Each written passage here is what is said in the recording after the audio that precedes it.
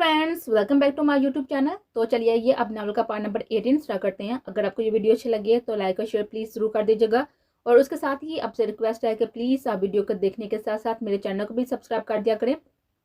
मामा, आप लोग तैयार भी हो गए हैं? हया अंदर आकर आदल और नौरीन को सोफे पर तैयार देखकर बोले थे। हाँ जी, टाइम देख के जाने का हो चुका है। आदल साहब मुस्कुराकर बोले थे। सलाल, ये क्या हुआ तुम्हें? नौरीन साहब के मुंह पर सलाल के मुंह पर लगे हुए जख्म को देखकर बोले थे। कुछ नहीं मामा, आपकी बेटी ने मुझे दिखा दिया था। बताओ जरताशा, क्यों दिखा दिया था तुमने मुझे? सलाल जरताशा की तरफ देखकर बोला था, जो कि हैरान हुई उसको देख रही थी। हया बामुश्किल खुद को कंट्रोल किया हुआ था, क्योंकि ये उसी की वजह से हुआ था। पर सलाल ने बात संभाल थे। मामा, ये दूसरी लड़कियों को देख रहे थे, उनका पाँव फिसल गया था और ये मुंह की तरफ नीचे गिर गए थे। जरताशा सलाह की तरफ देखकर बोलती, क्या क्या मैं और लड़कियों की तरफ देखूंगा? लड़कियां मेरी तरफ देखती हैं मैडम। उसकी तरफ मुंह देखता हुआ मुंह बनाकर बोला था। अच्छा सब छोड़ो, मुझे सही से बताओ कि क्या हुआ है। नरीन वो उनको तमीज़ा करते हुए बोलती, कुछ नहीं मामा, बस छोटा सा एक्सीडेंट हुआ था, बस मुझे लगी थी थोड़ी सी। सलाह झूठ बोला था, क्योंकि वो उनको ज्यादा परेशान कर देता अगर अंश के बारे में बताता तो। क्या तुम लोग ठीक तो हो ना? आदल साहब और नौरीन परेशानी से बोलते। मामा बाबा ठीक है, हम सब अब तैयार हो चले, टाइम नहीं है। उनको उठाते हुए बोला था और फिर सब से मिलने लगे थे। नौरीन भी उनसे मिली थी और सब उनको घर तक छोड़ने आते। अपना बहुत सारा ध्यान रखना तुम तीनों। वो तीनों को प्यार करते हुए बोलते हुए आदल के साथ घर में बैठ गए थे। गाड़ी जब तक गेट से बाहर नहीं निकली थी वो तीनों वहीं पर खड़े रहे थे। फिर उनके जाते ही अंदर चले गए थे। हया ऊपर अपने रूम की तरफ बढ़ गई थी और सिलाल सिर्फ ठंडी सांस लेकर रह गया था। उसे जाता हुआ देखता ही रह गया था। जर, तुम्हें चाय बनानी आती है? वो सोफे पर बैठकर जरताशा को बोला था, जो कि कंफ्यूज सी खड़ी थी। नहीं, मुझे तो नहीं आती। वो ना में सर हिलाकर बोलती, चलो फिर किचन में मेरे साथ तुम्हें चाय बनाना सिखा दो। वो सोफे से उठकर उसका हाथ पकड़कर किचन में लेकर जाते हुए बोला था। वो उसे इंस्ट्रक्शन देने लगा था और जरताशा वैसे ही करती, चूल्हे के पास खड़ी चाय के पकने का इंतजार करती। उसके पीछे से सिलाने आकर उसे हक का लिया था। उसके कान के पास सर रखकर खड़ा था। सर, आज जो भी हुआ तुम उसके बारे में क्या कहना चाहोगे? उसके कान के पास सरगोशी करते हुए बोला। मुझे मेरी बहन और आपा पूरा भरोसा है। अब वो मेरी जान है। अंश भाई ने बहुत ही गलत किया इनके साथ। वो उसके इस तरह से बोलने पर थोड़ा सा घबराई थी, पर फिर पूरे कॉन्फिडेंस से जवाब दिया था। अच्छा, अब वो जान है तो फिर मैं क्या हूँ? उसके कान से अपने होंठ टच करते हुए बोला था। उसकी बातें सुनकर वो रिलैक्स हो गया था। वो जानता था कि जरताशा छोटी है, इसलिए नासमझी में सच में ही कुछ गलत ना समझ जाए। आप भी हैं? जरताशा ने उसकी हरकत से कंपी थी और अपने लब दांतों से चबाने लगी थी। मैं क्या हूँ? वो भी उसकी नकल उतारकर बोला था। प्लीज लाल, आप मेरी नकल उतार रही हैं, पीछे हट जाए ना, मैं चाय डाल लूं वरना वो जल जाएगी। उसे पीछे करते हुए बोले थे। Okay sweet heart. उसके गाल पर अपने लब रखते हुए पीछे हुआ था, क्योंकि उसके नजदीक जाने से वो सच में कांप रही थी। उसे गौर से देख रहा था, जो कि आधी चाय कप में और आधी नीचे फेंक रहे थे। सलाह उसको देखकर हंसी आई थी, पर फिर भी चुप करके उसको देखता रहा था। जो अब कप उसकी तरफ लेकर आई थी। लो, ले लो जाना। लव यू जाना उसके हाथ से कप लेकर अपनी तरफ खींचते हुए अपने साथ लगाकर बोला था। वाह, मजा आ गया, बहुत मजे की बनाई है चाय जर तुमने। उसे करीब किए उसके होंठों को छूकर बोला था और जर उसके ऐसा करने से शुरू हो गए थे। वो नज्जू को झुका गए थे, जो अब भी उसे अपने साथ लगाकर चाय पी रहा था। चलो शाबाश, तुम जाकर रूम में सो जाओ, मैं बस आया मेरे रूम में। वो उसके करीब किए बोलते हुए छोड़कर खुद किचन की शाप पर बैठ गया था। जरताशा उसके छोड़ने पर वहां से भागे थे और सलाल मुस्कुराहट लिए हुए कप को लबों से लगाते हुए उसे जाता हुआ देख रहा था।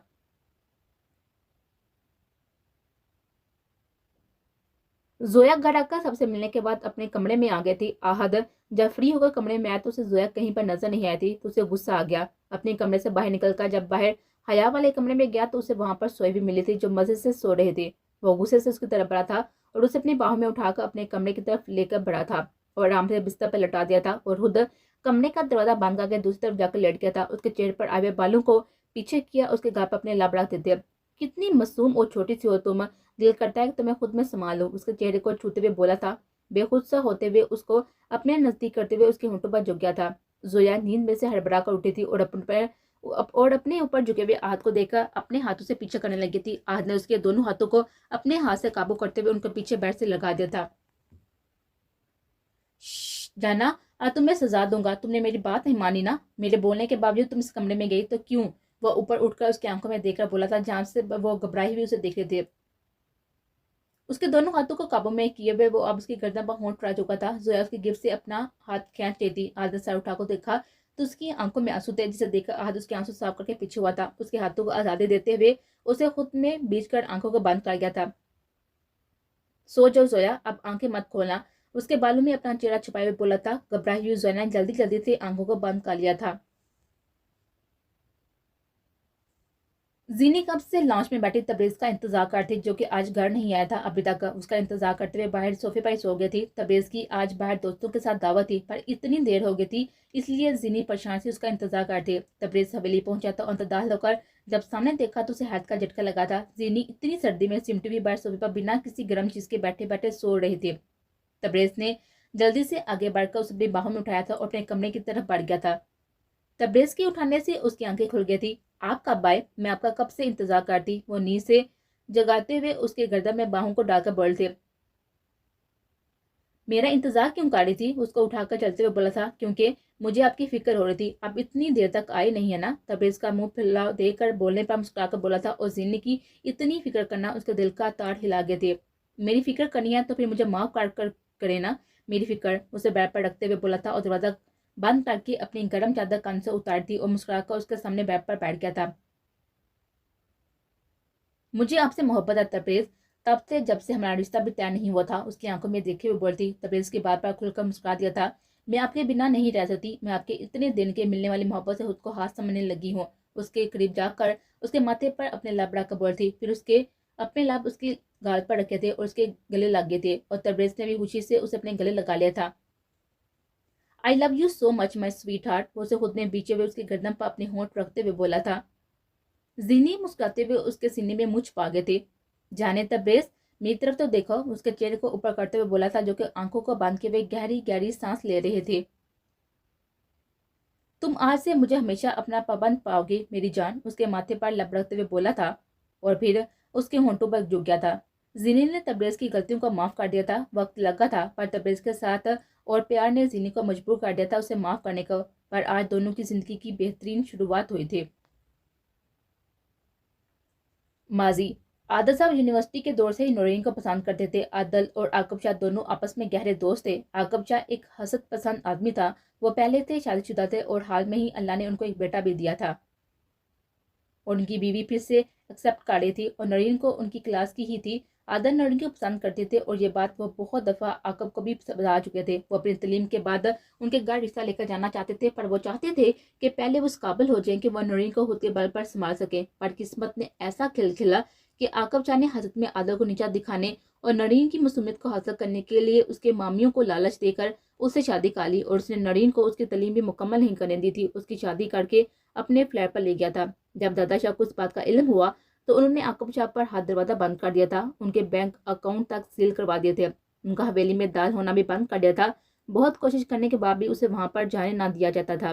ان کا ہر پاسا الٹ ہو گیا تھا. عادل صاحب اپنے دوست کے دغا کرنے پر خاموش ہو گئے تھے. بس صرف اپنی پڑھائی پر توجہ دیتے. عاقب شاہ سے بالکل کٹ چکے تھے. ان کو عاقب شاہ سے نفرت محسوس ہوئی تھی جس نے جان بوجھ کر اپنی ضد اور انا میں اپنی فیملی کے ہوتے ہوئے بھی نورین کی زندگی برباد کی تھی اور عادل کی خوشیاں بھی کھا لی تھی.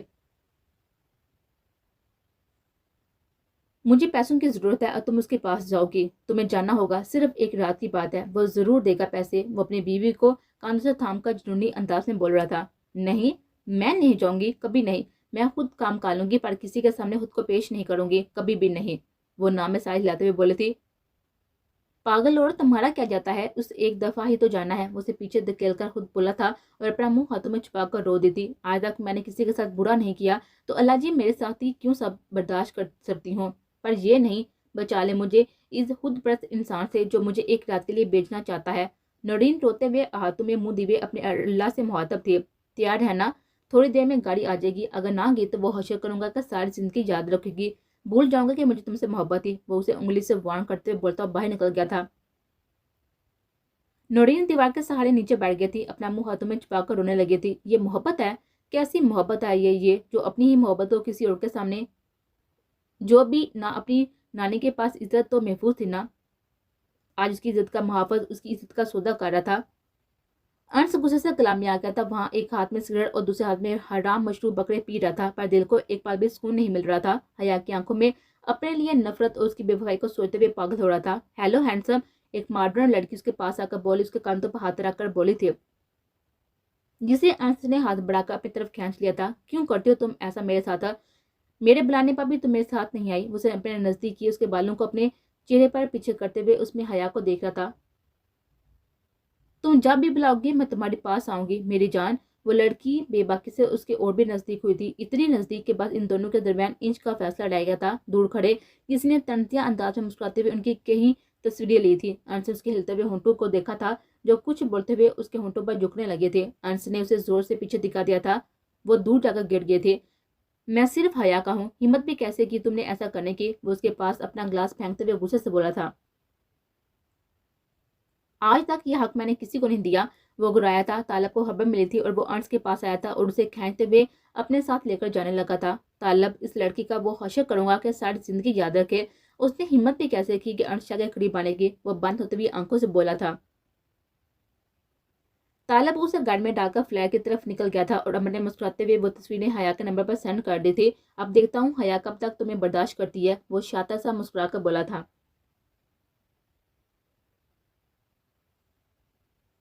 حیا نے بہت سونے کی کوشش کی تھی پر نیند آنکھوں سے بہت ہی دور تھی۔ انس کے بولے ہوئے الفاظ اس کے ذہن میں بار بار آ رہے تھے، تبھی اس کے موبائل پر بیپ ہوئی تھی۔ اس نے بے دلی سے موبائل دیکھا تھا اور اس کو دیکھنے کے بعد حیا کی غصے سے رگیں تانگی تھی، ساتھ ہی موبائل پر کال آنے لگی تو اس نے آنکھوں میں آئے ہوئے آنسو کال کو اٹھایا تھا۔ ہیلو حیا بی بی، انس صاحب کی طبیعت ٹھیک نہیں ہے، پلیز ان کے پاس آ جائے، میں گاڑی باہر لے کر کھڑا ہوں، وہ آپ کو یاد کر رہے ہیں اور آپ ہی ان کو سنبھال سکتی ہے، میری درخواست ہے پلیز آ جائے۔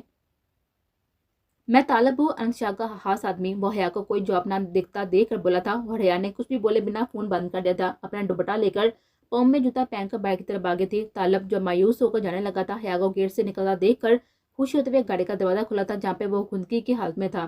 حیا آ جاؤ، اس کے منہ سے لفظ سن کر حیا گاڑی میں سوار ہوئی تھی اور طالب نے گاڑی فلیٹ کی طرف بڑھا دی تھی۔ میں تو فلیٹ کی طرف جا رہا تھا پر شاید صرف آپ کو یاد کر تھے، اس لیے مجھے مجبوراً آپ کو بلانا پڑا، ورنہ میں کبھی آپ کو نہ کہتا۔ حیا اس کے قریب گئی تو اس کے ناک سے بہت ہی بری اسمیل ٹکرائے تھے، وہ اسے پیچھے کھسکی تھی۔ انس لال آنکھوں سے دیتے مسکرایا تھا اور اسے اپنے قریب کھینچا تھا۔ تم آ گئی ہو، وہ اسے اپنے سینے سے لگا کر بولا تھا۔ حیا کو اس سے شدید قسم کی کراہت محسوس ہو رہی تھی پر پھر بھی چپ کر کے اس کے ساتھ لگی بیٹھی ہوئے تھے۔ یہ کیا اسی طرح پیتے ہیں؟ حیا نے اپنی ناک پر ہاتھ رکھ کر کہا تھا۔ نہیں تو پہلے تو پیتے ہیں پر ہوش میں رہتے ہیں، پر آج تو کلب میں بھی کافی ہنگامہ کر کر آئے ہیں، ایک لڑکی کو پھینک کر آئے ہیں، وہ مسکراتے ہوئے بولا تھا۔ بڑا کارنامہ کر کے آیا ہے، مارنے کے علاوہ کرتا ہی کیا ہے یہ؟ پیار کرتا ہوں تم سے، اس کے قریب ہو کر بولا تھا اور حیا نے حیرت سے اس کی طرف دیکھا تھا جو کہ مسکرا رہا تھا۔ انس تم ہوش میں ہو نا؟ اس کی مسکراہٹ دیکھ کر بول تھی۔ جی جانے انس، تمہیں کیا لگا کہ اتنی پیلی ہے کہ ٹون ہو جاؤں گا؟ وہ حیا پر گرفت کو مضبوط کرتے ہوئے بولا تھا۔ حیا کی سانس اس کے سانس میں اٹک گئی تھی اور اسے اپنے دونوں ہاتھوں سے اسے پیچھے کرنا چاہا تھا۔ اب نہیں میری جان، ابھی تو تمہیں ساری صاف دینے ہیں، اس کے گال سے اپنی داڑھی رگڑتے ہوئے بولا تھا۔ حیا کو اپنے پیروں میں سے جان نکلتے ہوئے محسوس ہو رہی تھی، سلا نے اسے مصیبت سے بچایا تھا اور اب وہ خود اس مصیبت کے پاس چل کر آئے تھے۔ طالب گاڑی واپس موڑو، جھوٹے انسان، مجھے گھر جانا ہے، وہ چیخ کر بول رہی تھی اور انس کی گرفت میں پھڑپڑا رہی تھی۔ وہ سگریٹ جلا کر پیتے ہوئے بس اس کا چیخنا چلانا سن رہا تھا۔ گاڑی اسی دن والے فلیٹ پر رکی تھی اور طالب خود گاڑی روک کر باہر نکل گیا تھا۔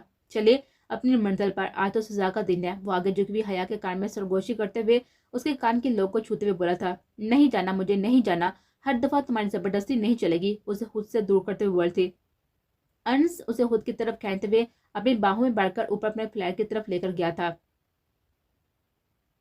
حیا تم جانتی ہو نا تم مجھے نہیں روک پاؤ گی، اس لیے چپ چاپ رہو، یہ نہ ہو کہ میں تمہیں زیادہ ٹارچر کروں اور وہ تم سہ نہ پاؤ گی۔ وہ اپنی گود میں اٹھاتی ہوئی حیا کو چلاتے ہوئے دیکھ کر بولا تھا۔ اس کے بات کا اتنا اثر ہوا تھا کہ حیا چپ کر کے لب بھیج گئی تھی۔ انس کے چہرے پر ایک جاندار سا مسکراہٹ آ گئی تھی۔ انس نے فلیٹ میں آ کر نیچے کھڑا کیا تھا اور خود دروازہ بند کرنے لگا تھا۔ حیا دوڑتے ہوئے اندر کی طرف گئی تھی اور جا کر روم کا دروازہ بند کر لیا تھا۔ انس نے گہرا سانس لیا تھا اور کچن میں گیا تھا اور اپنے لیے لیمن پانی بنا کر پی لیا تھا، پھر کافی بنا کر باہر صوفے پر بیٹھ گیا تھا، ٹی وی آن کر کے بیٹھ گیا تھا اور خود کو ریلیکس کرنے کی کوشش کر رہا تھا۔ رات کے 3 ہوئے تو چیپا مسکراہٹ لیے سامنے دراز سے کمرے کی کیس نکال کر کمرے کی طرف بیٹھ گیا تھا۔ کمرے میں لیمپ جل رہا تھا اور حیا لائٹ کے بغیر نہیں سوتی تھی، اس لیے کوئی نہ کوئی لائٹ کمرے میں ضرور جلا کر رکھتی تھی۔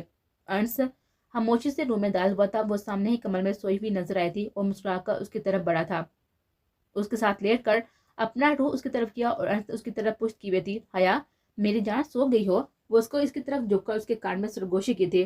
حیا جو ابھی کچی نیند میں تھی، ڈر کی وجہ سے ابھی اس کی آنکھ لگی تھی کہ اپنی گردن پر انس کا لمس محسوس کر صحیح معنی میں حیا کانپ کر اٹھے تھے۔ تمہیں کیا لگا کہ تم اسے فرار پالوگی؟ آج تو سزا کا دن ہے میری جان، وہ اس کا روح اپنی طرف کرتے ہوئے بولا تھا۔ سزا تو تمہیں ملنی چاہیے، تم نے مجھے پر تہمت لگائی تھی، میں اتنی ہی بری ہوں تو کیوں آتی ہوں میرے پاس، میں تو کریکٹر لیس ہوں نا۔ وہ اب بھی کچھ بول رہی تھی کہ ارنسٹ پر جو کیا تھا اس کے باقی کے الفاظ اس کے منہ میں ہی رہ گئے تھے۔ اب بھی کچھ باقی ہے؟ وہ اوپر ہوتے ہوئے مسکرا کر بول تھا۔ وہ غصے سے اسے دیکھ رہے تھے۔ ہاں، تم مردوں کا یہی ہے، جب اپنے مطلب کی بات ہو تو سب کچھ۔ وہ پھر سے حیا کے اوپر جھکا تھا، اس دفعہ اس کے لمس میں جنونی پن تھا جسے حیا گھبراتے ہوئے اپنی پوری طاقت سے اسے پیچھے دھکیل رہی تھی۔ اب پھر بولو، کیا بولنا چاہتی ہو؟ ارنس اس کے ہونٹوں سے خون کو صاف کرتے ہوئے مسکرا کر بولا تھا۔ حیا بے بسی سے اس کی طرف دیکھتے ہوئے اپنا روح دوسری طرف موڑ گئے تھے۔ کمینے اور گھٹیا انسان ہو تم، اس کی طرف دیکھتے ہوئے اپنے ہونٹوں پر ہاتھ رکھ کر بولے تھے۔ ہاں ہاں ہاں، میری جنگلی سے حیا، تم بہت ہی سمارٹ ہو، پر طاقت تم سے زیادہ ہے مجھ میں۔ وہ اس کے ہونٹوں سے ہاتھ کو ہٹاتے ہوئے اس کے دونوں ہاتھوں کو اپنے ہاتھ میں پھنسا کر بولا تھا۔ آپ بولو، میں مان جاؤں تمہیں؟